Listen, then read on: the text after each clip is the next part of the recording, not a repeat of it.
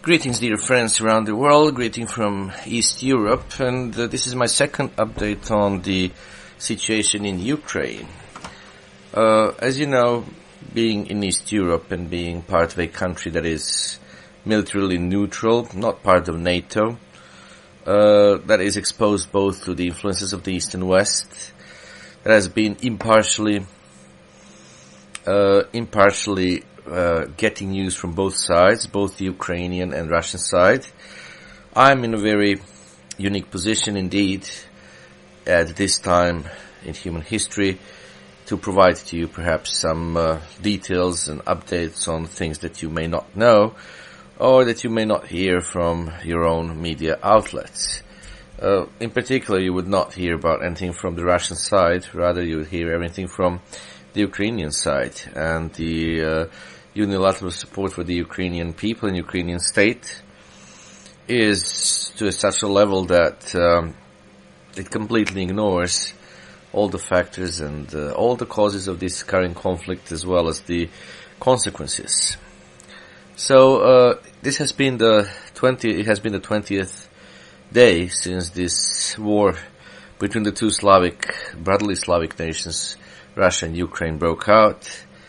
It indeed grieves the whole world. It grieves my Slavic heart as well to see the two brotherly nations basically being at war with one another, destroying one another, and sadly being filled with hatred for one another.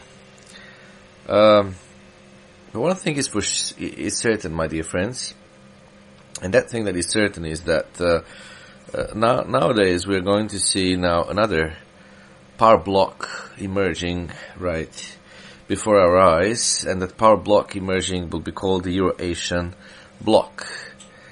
All these things that have been happening very well align with the biblical prophecy. Anyway, the biblical prophecy has told us for many decades, for centuries now, that the Anglo-Saxon bloc is going to be going down, that we're going to see the two we can see the three emerging powers in our modern world. One will be the Arab world, the Arab Confederation, most likely headed by Egypt. The second power block will be the Euro-Asian power block headed by Russia, indeed. And the third power block will be the United States of Europe, headed by Germany. As I said, the Anglo-Saxon bloc has been prophesied because of their origin, their lost Israelites. It has been prophesied that their domination over the world is coming to an end, and their total decline, which will basically end up in the Great Tribulation. Their total decline is going to be happening, and we're seeing all of this before our very eyes. There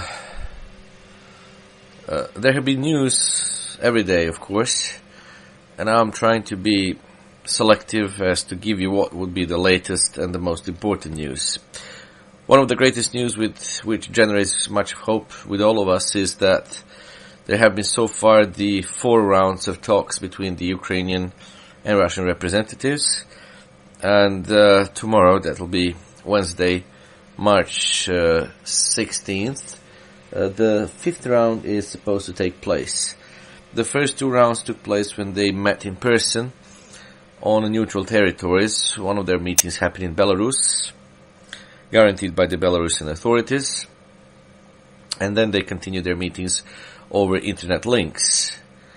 Ukraine has expressed some reserved optimism that a compromise could be found, while the Russian side continues to insist on its own demands and requirements. Demand number 1 from Russia is that Ukraine would remain a neutral country, militarily neutral, that it would not join NATO. That's number 1. Number 2 is that the Ukraine would be demilitarized anyway, that it will be never pose a threat to the Russian security. And the third, perhaps the last but not perhaps the least, is that there will be denazification of the Ukrainian military and Ukrainian society. Sadly, over the last 3 decades, there has been, as in one of the documentary made by Oliver Stone you can find, there has been a rise of neo-Nazi movements in various segments of the Ukrainian society, which is very sad. Those neo-Nazis have given very hard time to nice and decent Ukrainians, as well as to the Russians that populate East Ukraine. And for my first update, you'll remember that I've given you the outline of the population, and that I've mentioned to you that there are areas that were given during the communist regime, that were given to Ukraine, that were never Ukrainian, that those areas were always populated mostly by the Russians, including the Crimea. Now, so there have been some talks. There's some kind of optimism with all of us that things will finally work out, but Russians will not give up on their demands, and Ukrainians stubbornly continue to, of course, resist the Russian attacks. But frankly, brethren, I told you last time, Russia has a huge, mighty military power. And it has been very clear to me since the very beginning of this conflict that there is no way that Ukraine could ever wage a war on its own and conquer Russia. That's why Ukraine now finds itself kind of feels abandoned by the Western allies, because the Western allies, the NATO, and the European Union, they were, always promising Ukraine that they'll be standing with Ukraine, they'll be helping Ukraine, they'll not betray the Ukrainians, but you see, nobody dares enter into a direct conflict with the Russian forces. Nobody dares, because Russian military might has been extensive. We don't even know to what extent. And as you know, the Russian president said that whoever would meddle into this conflict would be regarded as a legitimate military target, would regard it as an enemy. Speaking of the war, let's mention that it was reported yesterday or 2 days ago already, because time flies by so quickly, so don't ask me for the exact dates. But one thing that happened was that the training center for the military volunteers on the Ukrainian side, that the training center was located near the border with Poland, within Ukraine, of course. It was hit by a Russian missile, and about 30 people, well, who knows how many people died. So many of those foreign mercenaries, obviously, died. The center was staffed by NATO countries, so Russia has shown that it will not tolerate any kind of NATO presence within the Ukraine, because it's close to their border. It has been reported about 2 or 3 British nationals were killed in that attack, which shows to you again that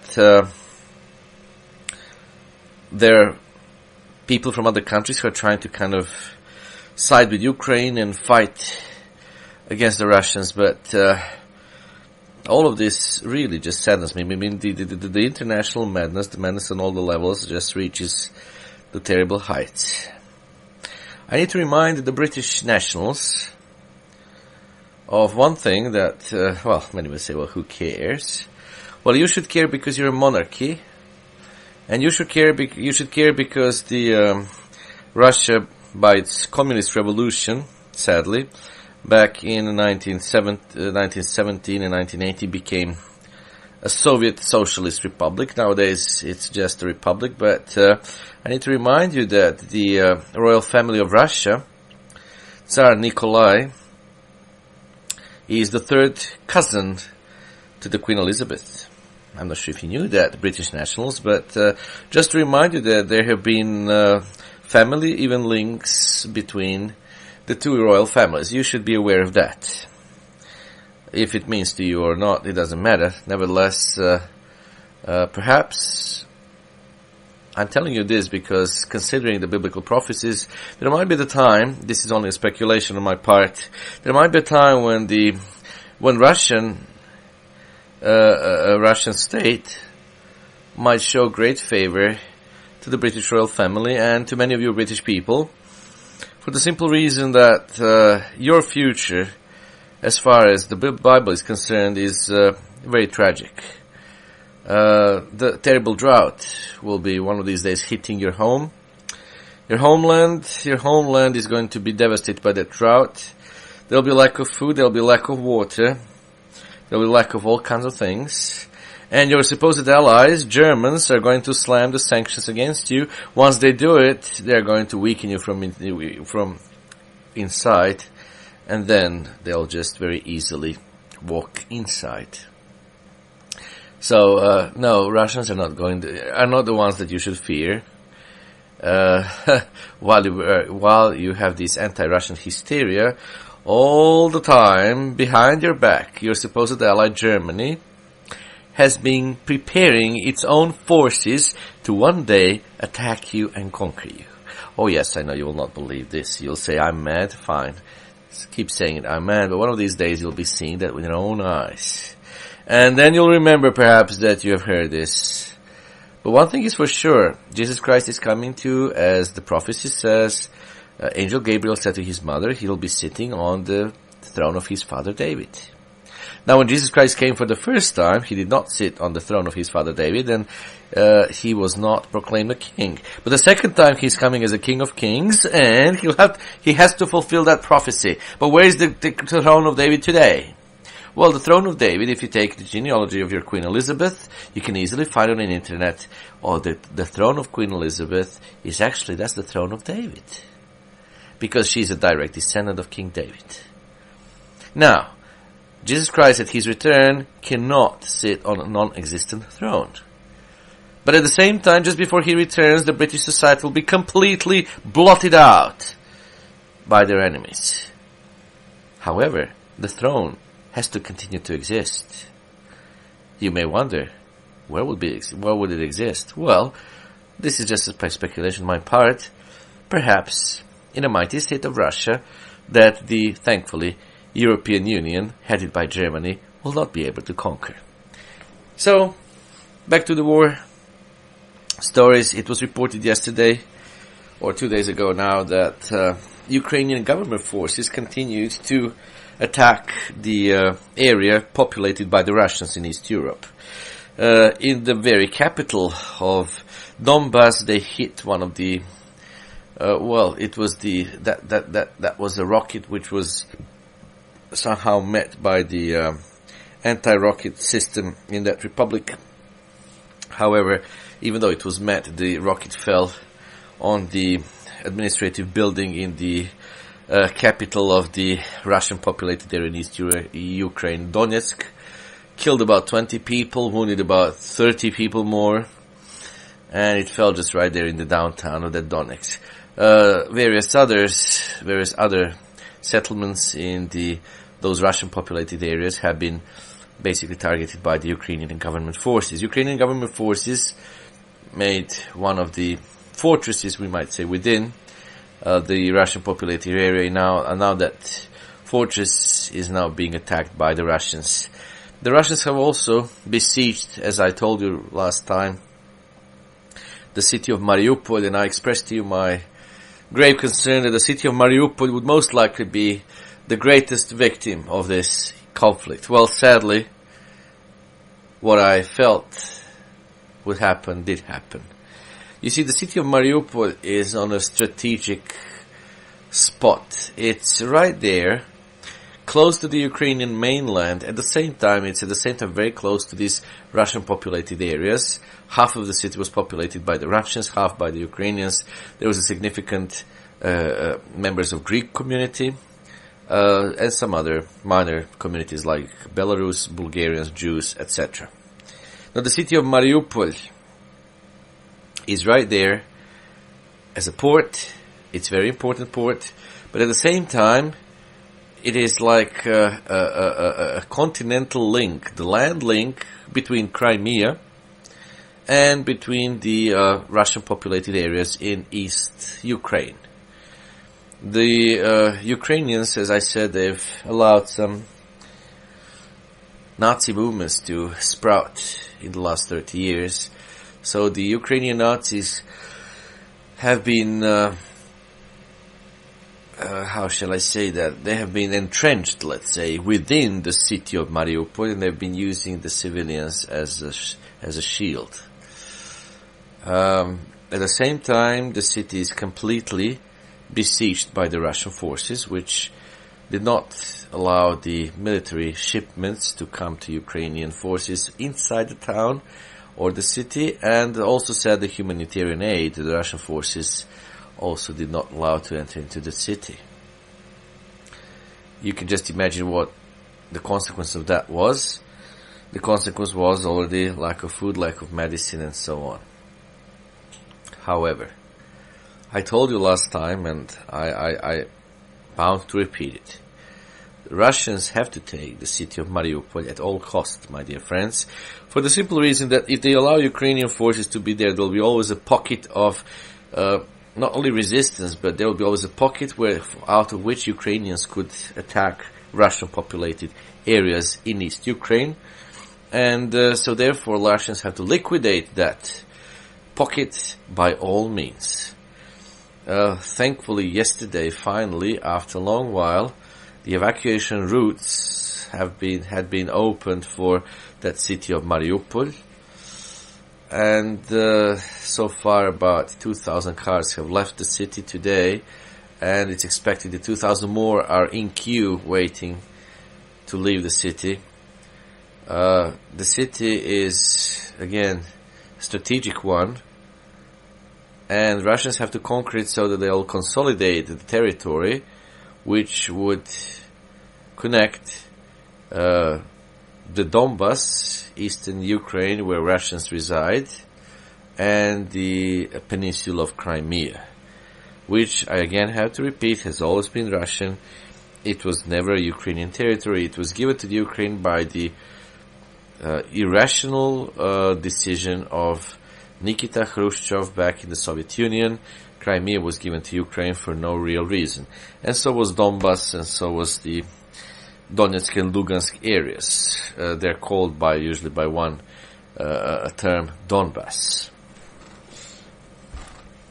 So Ukrainians have been attacking the Russian populated areas. At the same time, Russians have advanced in their attacks on the Ukrainian cities. They've taken control over several Ukrainian towns and cities. And they are now, it's expected that a big battle for the capital of Ukraine, Kiev, is going to take place, possibly within the next few days. The Russian attack, of course, has been condemned by all of the European countries, by NATO, by the United States.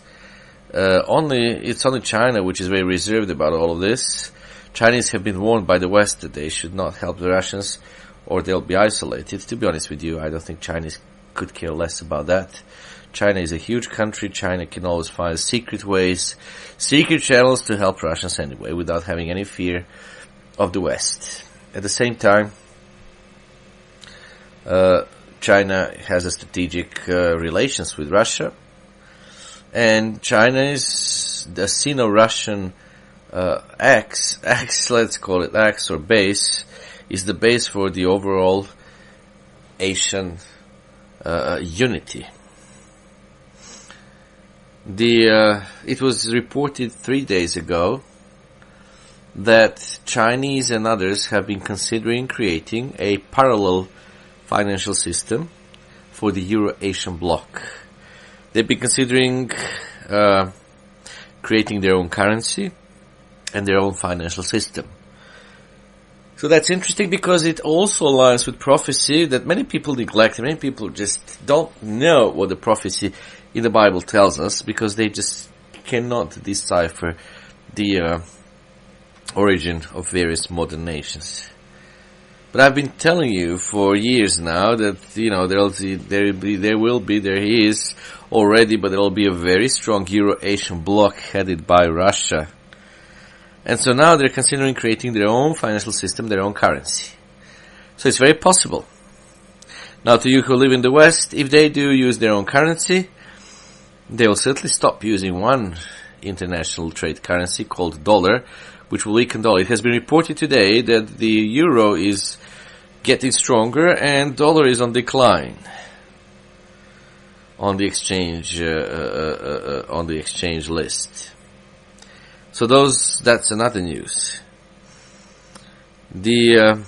So the Russians are taking control over one area or the other in the Ukraine, while the negotiations continue. Ukrainian president said that no longer they consider becoming NATO members because NATO is afraid of Russia. NATO has shown that it fears to enter into open conflict with the Russians. And he also today announced that the state of war, which he proclaimed at the beginning of the Russian invasion, the state of war he has given a decree, he has signed a decree that the state of war has been extended for 30 more days. It has been estimated about 3 million Ukrainians or Ukrainian citizens have left Ukraine. The largest number of them went to Poland, and from there they'll probably go elsewhere. But there is a small country, Moldavia, which has taken several thousand Ukrainian immigrants. Moldavia is one of the poorest countries in Europe and the world, and it has about 2 or 3 million people. So they've taken the largest number of refugees from Ukraine, considering the size of their population. About 3 million people left Ukraine, which is probably the largest refugee crisis ever. And this is perhaps the largest military crisis ever since the end of the Second World War. As you know, the West slammed the sanctions against the Russians. Today it was announced that the Russian administration has imposed sanctions against Joseph Biden and his immediate administrative staff. So things that I told you, Russia will turn to Asia, Russia will survive. You see, Asians are considering creating their own currency. It's all coming to pass. I've told you about the city of Mariupol. The city of Mariupol has been reported by the city council that 2,500 people died in this war already in the city of Mariupol. Even though the official Ukrainian figures say that about 600 and something civilians were killed, you see, the city of Mariupol has reported even more. And now that the civilians are being evacuated, I guess the Ukrainian government forces will not surrender within the city of Mariupol, and the Russian forces have no other choice but to keep bombing them, and they have to try to expel them by force, because the Mariupol as a strategic point is necessary to Russia to have a direct link between Crimea and the Russian populated areas in East Ukraine. There has been something else that is very disturbing, brethren and friends. Terribly disturbing, and this is something that should really disturb all the taxpayers in America and elsewhere. It has been already reported even before this war by the Russians that there are about 30 biological laboratories financed by Pentagon that they're working in Ukraine, not far away from the Russian border. At first, of course, the American administration would, of course, deny that, but Victoria Nuland was the one that the other day alluded to those biological laboratories and expressed her fear that such laboratories may fall into Russian hands. And look how how falsely they are trying to blame Russians. They say now Russians may use biological weapons against Ukraine. Well, I'm asking all of you who still have common sense in this mad world, what in the world are they doing 30 biological laboratories financed by Pentagon in Ukraine? What have they been doing in Ukraine all along before the Russian invasion? Well, my dear friends, to your shock, The biological material found says, according to the press clippings that I've read, that those labs were experimenting with bats to see how the bats could possibly carry various viruses, or has been experimenting with viruses to see viruses that would possibly be spread by the birds migrating between the Russian and the Ukrainian territories. Even more disturbing, the DNA material found in those labs, because some of it fell into the Russian hands, to the sadness of Joseph Biden and his administration, the DNA material shows that those viruses have been specially tailored, specially created for a certain ethnic group. That ethnic group is Slavs, Slavic people. Isn't that interesting? If that's not a premeditated genocide, I don't know what is. I have to remind you that in Slavic people also belongs my country. It's regarded as a Slavic nation. And so, again, for you American taxpayers, if you care to know, your government has been using your money to finance 30 or even more laboratories, biological laboratories in Ukraine, not far away from the border with Russia, with the purpose to exterminate Slavic population, or experimenting and exploring the ways how it could possibly harm the Slavic population. Well, one way or the other, it is a terrible thing. So you should know about that. Victoria Nuland blurted it out in one of her press conferences. It was later denied by Joseph Biden. But whether he likes to deny it or not, both Russia and China are going to demand and ask and request Washington very soon to explain what were those 30 laboratories doing in Ukraine. At the same time, you had the urgence from the World Health Organization, which urged Ukraine to destroy all those labs lest those materials would fall into the Russian hands. Oh, really? Destroy all the evidence of the criminal record of Joseph Biden and his administration. Oh, my dear friends, that is not going to work. That's not going to work because some of those biological materials have fallen already into hands of the Russians. And so the American administration will have a very unpleasant duty to explain to the world public, first of all, why and what those laboratories were doing in Ukraine before the invasion of Russia, and to explain the content and purpose of those laboratories. But I'm just telling you all this that you will realize why the United States of America is going to be now hated by the Asian countries and Asian nations and the Slavic nations as well. Very sad. How sad, how tragic. And we don't know what Joseph Biden is going to respond to those charges. And it doesn't really matter. Well, many of the things that he has been responding is really based on lies. And today, I think I've heard on the news that he signed a new budget in which he allotted a huge sum of money to Ukraine. This sad figure called Joseph Biden seems to be living in an unreal world, my dear friends. The level of debt in America is terrible. The level of corruption of the American government is now being exposed. The prices of gas, as a result of this war and sanctions against Russia, have drastically and dramatically increased. And, in the midst of all of that, he signs a decree giving huge sums of money to Ukraine. For what purpose? By the way, some of those shipments of arms that were sent by the other countries to Ukraine fell also into the Russian hands.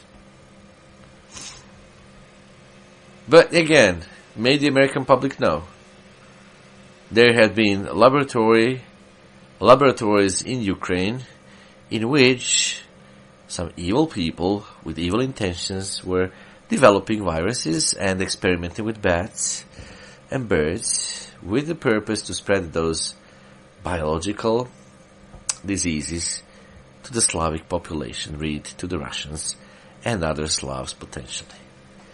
And for that, the Biden administration will have to give its own account. It'll probably lie to all of you, but so be it.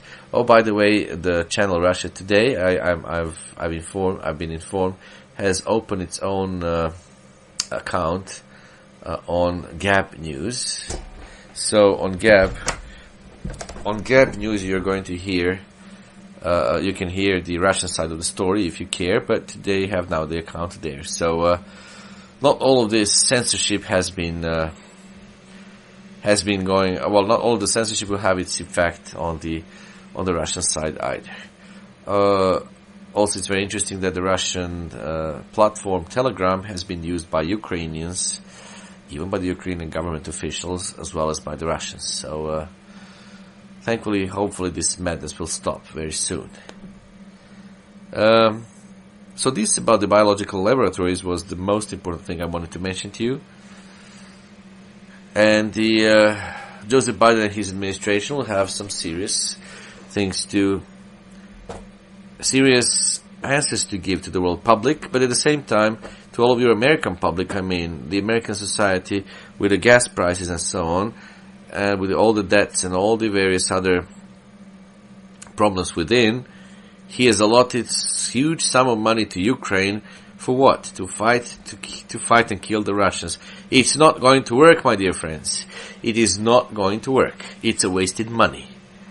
No, Ukraine, with all the help that the any administration may provide, Ukraine cannot conquer Russia, my dear friends. And it is, I just wonder, the Ukrainian president, how blind he could be. Yeah, they could provide certain resistance for a while. They can kill an X number of Russian soldiers and destroy an X number of whatever of Russian weaponry, but still, and regardless of all of that, the Russian might, they cannot conquer. And how can one be so blind that, well, how can be? Satan never gives up. So is with any dictator, whoever that dictator might be. So there have been these reports on the West about these barbaric, horrible Russians who have been killing the Ukrainians and so on. Well, they said they're not really targeting the civilians, and I'm sure they don't, but sadly, in any conflict, civilians always suffer, which I do not approve of. I do understand that they intervened to protect the Russian populated areas from the Ukrainian government forces, but I certainly feel very sad over the fact that so many Ukrainians, well, so many, I don't know how many, we'll see, have died already. And my predictions about that the largest war devastation was reserved for the city of Mariupol, sadly, have been coming true. Is there anything else important that I might have missed? Let me just think for a while. I think I've given you the most important details so far. The biological labs financed by Pentagon, indeed, is the great news, but the content of those labs is very disturbing. One of these days, the American public, will have to know about that, and will certainly hear about that. We do hope that these negotiations between the two parties will finally produce at least truce before it would proceed to some other resolutions or some other ways or some other arrangements. We'll see how is that going to be worked out. I do hope that the Ukrainian leadership would finally come to its senses and realize that they're just sacrificing the civilian population for no reason. And